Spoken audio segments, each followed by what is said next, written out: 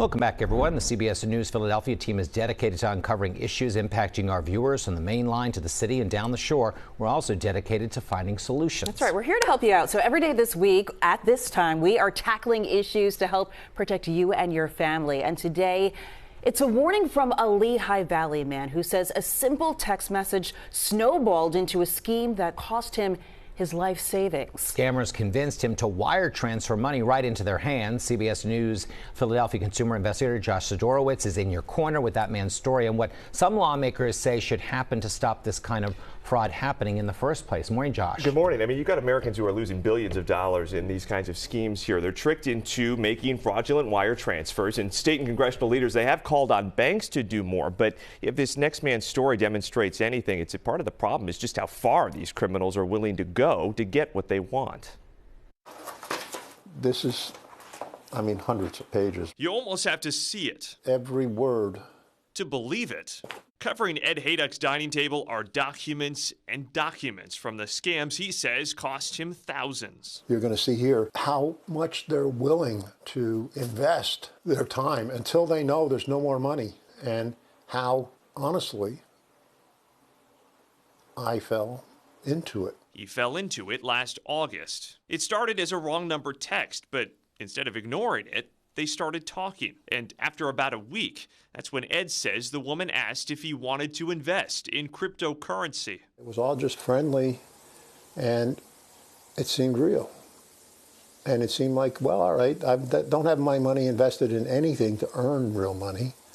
So, all right, let's give it a try. And then the money went up quickly. Ed transferred $50,000 over several weeks. The scammers showed him statements that looked real, with balances that kept growing on a site he thought was legit, until one day it all just disappeared. I can't even describe it. You're alone.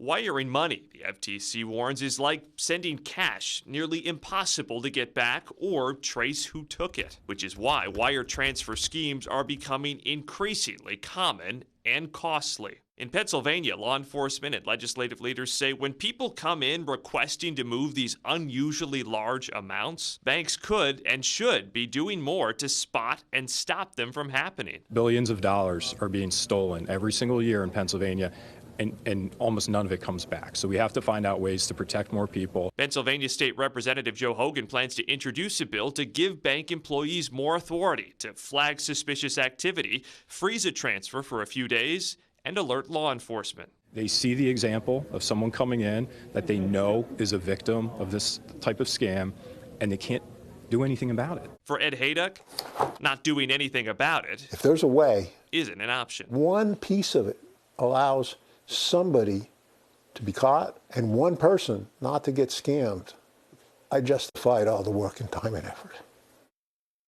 You know, Ed also shared with me, too, that he joined a dating site shortly after this initial scam. He wound up matching with someone who turned out to be a romance scammer. He wire transferred around another $20,000. And again, what we highlighted here is it goes to show that money, then you're not going to get it back with these wire transfers. And there's very little protection that say, you know, like you have with credit card transactions, with these wire fraud transactions. And often you get put on a list, and they target you one after the other if they realize you're vulnerable. And that's it too. And he was certainly vulnerable after that. And now you know, and he's been texting me too. He continues to get emails. I said, wow. Stop! You got to stop answering them. You've got to stop interacting with them. This is done.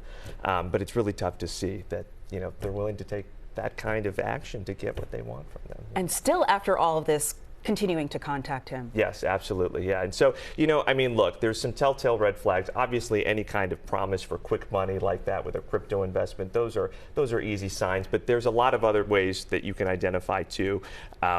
What you need to watch out for before you wire money to anybody, because there's so many different ways that they go about trying to get you to wire money, not just these types of scams. But I'm glad Ed came forward. Again, it's another situation where the more people know and hear about this, hopefully he's prevented someone else from becoming a victim. I hope so, yeah.